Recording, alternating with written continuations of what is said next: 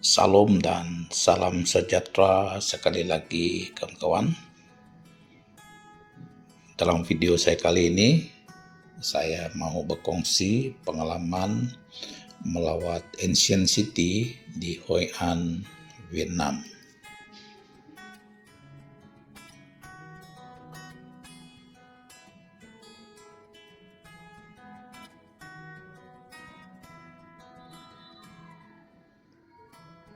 Ancient City di Hoi An ini mempunyai lipatan sejarah dari abad ke-15 hingga ke abad 19, yaitu dari tahun 1400 sehinggalah ke tahun 1800, yaitu mempunyai peninggalan sejarah yang lebih 600 tahun yang lalu.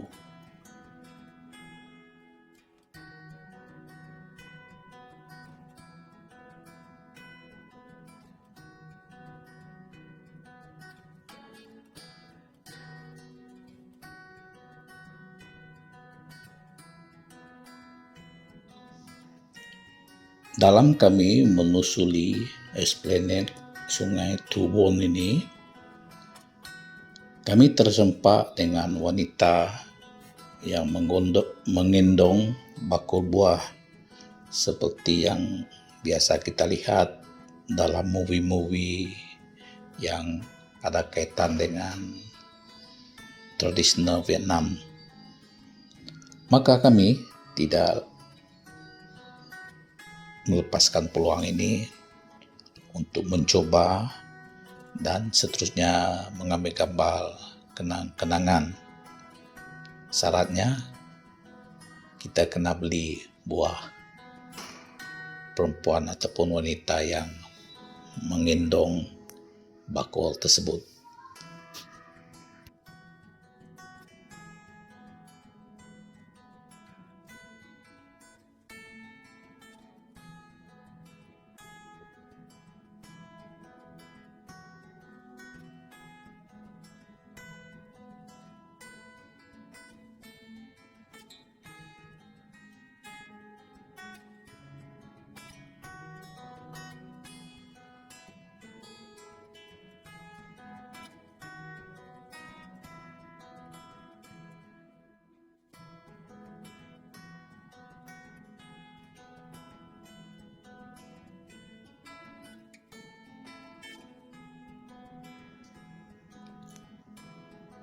Berbalik kepada cerita Ancient City di Hoi An ini, pada zaman tersebut ya kawan-kawan, yaitu abad ke-15 hingga ke-19,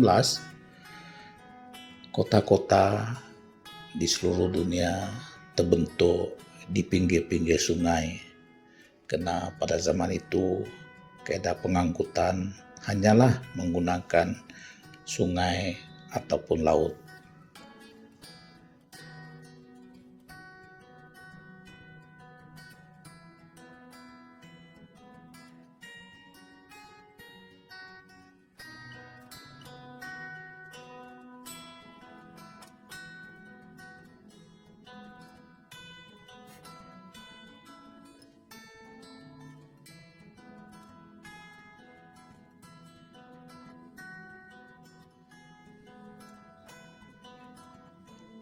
Mengikut pengamatan saya, Ancient City di Vietnam ini mempunyai kesan sejarah yang sangat dipelihara oleh masyarakat di sini. Walaupun seperti yang kita sedia maklum, bertahun-tahun lamanya Vietnam ini pernah terlibat dalam kancah peperangan, namun masyarakatnya tetap menjaga keaslian peninggalan sejarah yang berlaku melebihi 600 tahun yang lalu.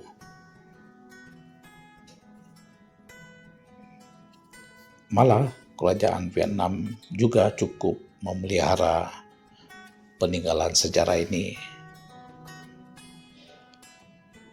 Saya amati kerajaan di sini berusaha untuk mencantikkan peninggalan sejarah ini dengan elemen-elemen modern seperti pembinaan esplanade sepanjang Sungai Tubong ini, dan juga membina jembatan-jembatan dan lampu-lampu hiasan yang menjadikan peninggalan sejarah ini menjadi lively dan dinikmati oleh kita pada zaman ini.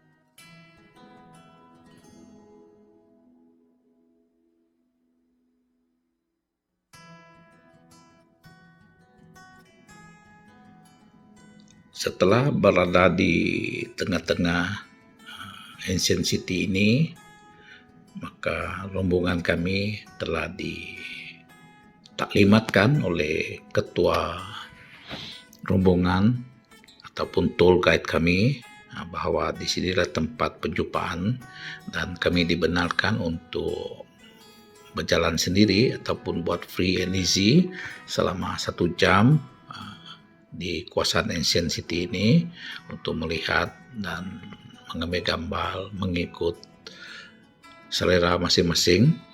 So, selepas diberi talimat, maka kami pun mulai bergerak mengikut destinasi masing-masing.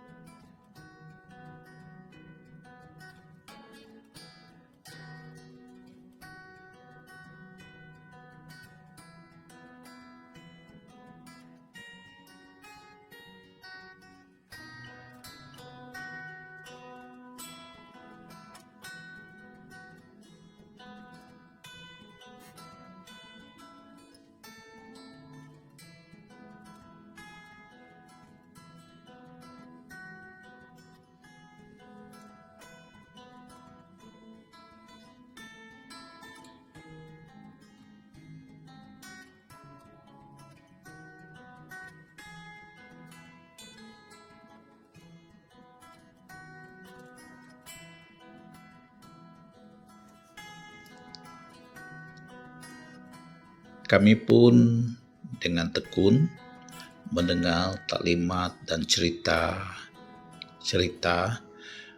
daripada tour guide ini tentang Ancient City yang kami hendak kenali ini nanti ya kawan-kawan.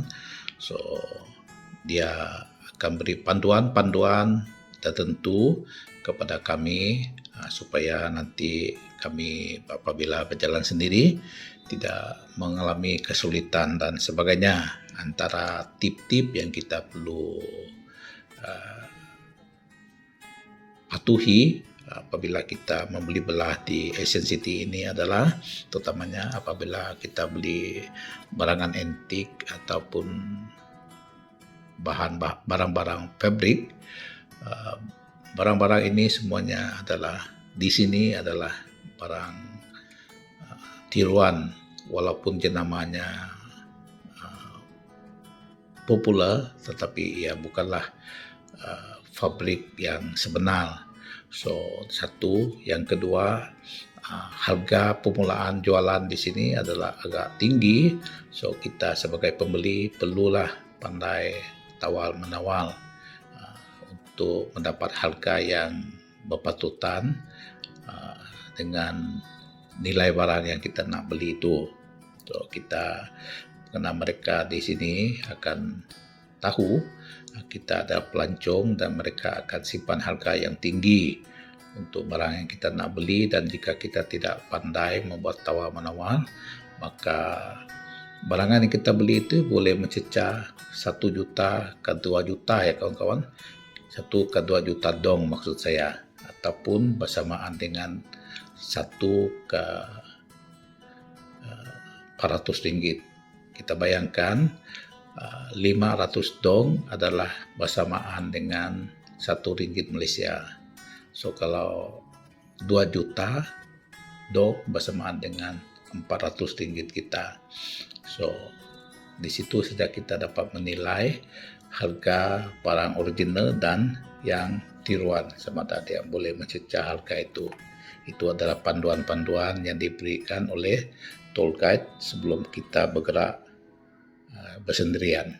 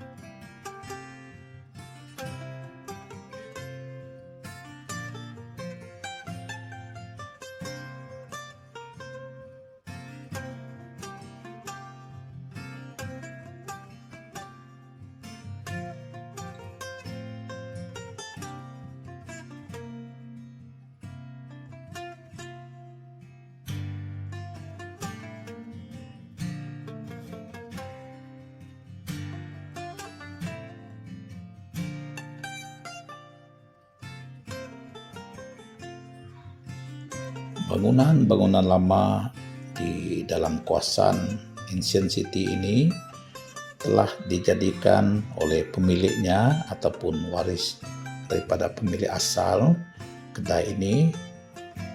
Mereka telah jadikan kedai tersebut semada menjadi bistro, kedai bistro ataupun butik pakaian.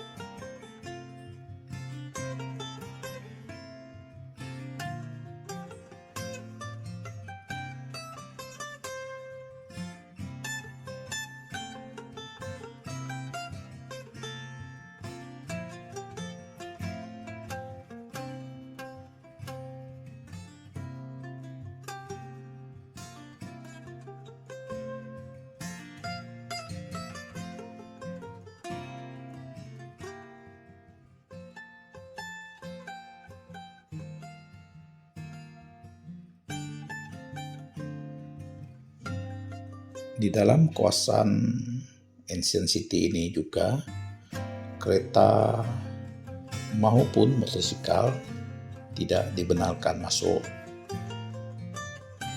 Jika kita hendak bergerak ke seluruh kawasan Ancient City ini, maka kita perlu menyewa beca. So, ini juga merupakan satu punca perdebatan penduduk tempatan di sini.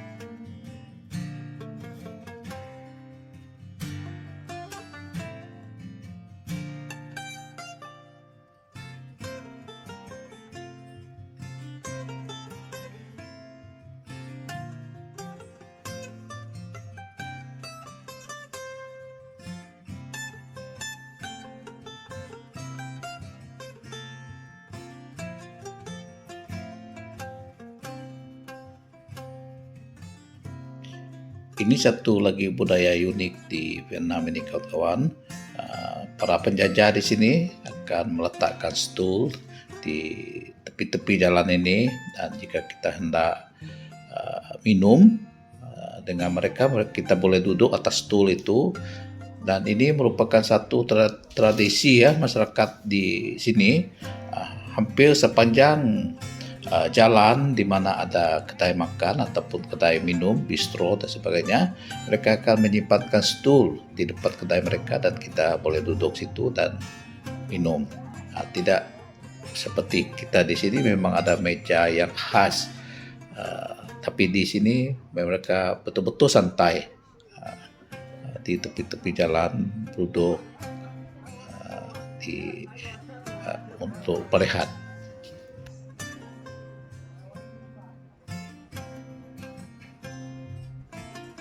Bagi saya, keadaan macam ini menyebabkan penjajah ataupun para pekedai di sini dapat menjual para makanan dan minuman mereka lebih murah, karena kos permulaan ataupun kepek mereka untuk memulakan perniagaan itu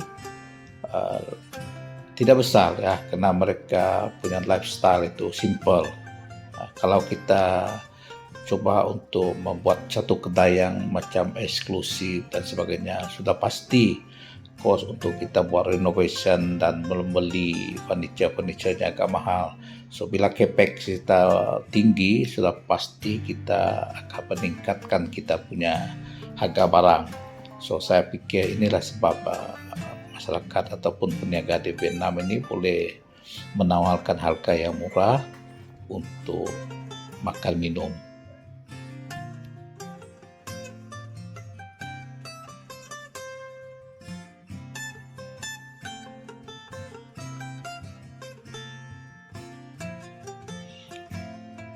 Setelah kami bergerak di bahagian dalam Ancient City ini, maka kami pun keluar ke tebingan sungai untuk berjalan-jalan di sepanjang esplanade yang dibina di sepanjang sungai Thu Bon ini.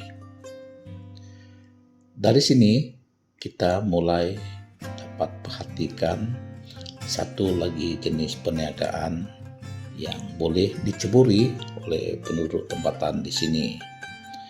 Mereka telah menawarkan perkhidmatan perahu tambang seperti yang terdapat di Sungai Sarawak.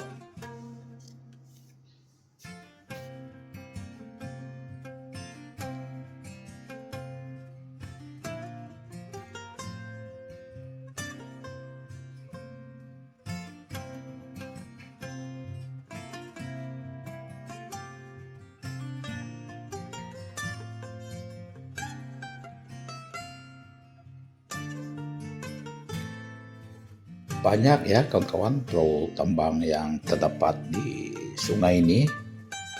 Terdapat berbagai jenis perahu yang ada yang besar, ada yang kecil, tetapi kesemuanya telah dihiasi dengan lampu-lampu.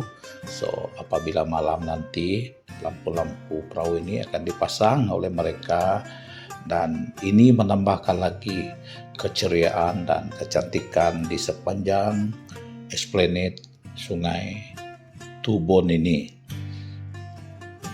Makanya kita sebagai pengguna bolehlah memilih perahu tambang yang kita suka mengikut kesesuaian masing-masing.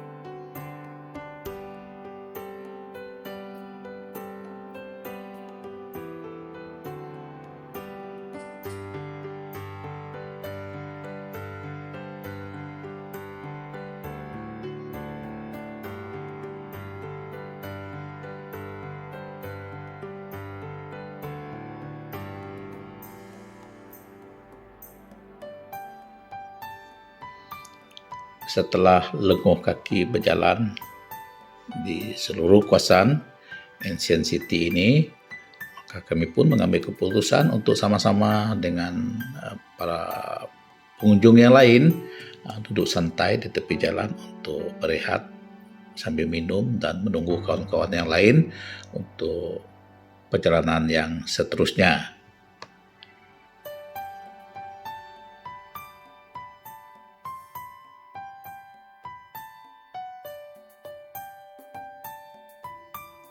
Oke lah kawan-kawan, ini saja cerita kita tentang Ancient City di Hoi An, Vietnam. Semoga jumpa lagi. Bye-bye.